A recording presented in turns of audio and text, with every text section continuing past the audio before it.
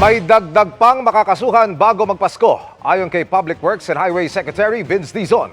Sa gitna niyan, inilahad din ni Dizon na kabilang si dating House Speaker Martin Romualdez sa listahan ng mga inirekomendang kasuhan ng Ombudsman. Nakatutok si Joseph Morong.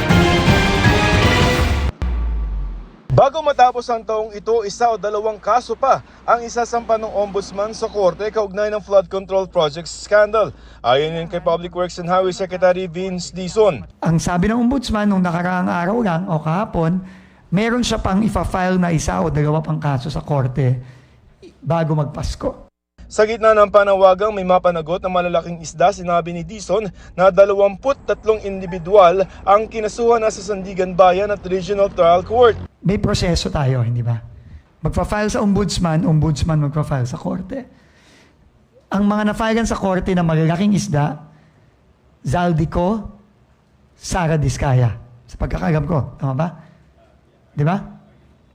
Tama? Tapos mga regional director. Kabilang naman sa inirekomendang makasuhan ayon sa listang inilabas ni Dizon si dating House Speaker Martin Romualdez. Yung mga nasa ombudsman, ang dami nun, 87.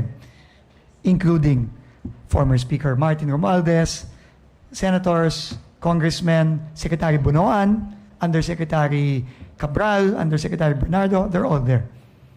Ngayon, magtiwala tayo sa ombudsman natin. Dati nang sinabi ni Romualdez na wala siyang kinalaman sa mga questionable flood control project.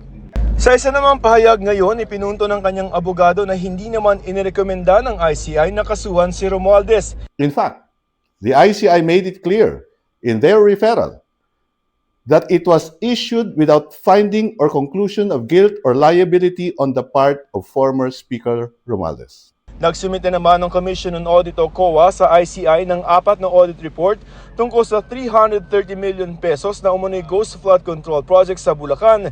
Gayon din sa hindi otorisadong paglilipat ng mga proyekto roon na ibinigay sa Wawo Builders. Pag-aaralan na yan ng ICI para sa posible mga reklamo o referral sa Ombudsman. Si dating Public Works Secretary Manuel Bunoan na sinamahan umano ang asawa sa medical procedure nito sa Amerika noong Nobyembre, hindi pa nagbabalik bansa base sa record ng Bureau of Immigration kahit December 17 ang sinabing petsa niya ng pagbabalik.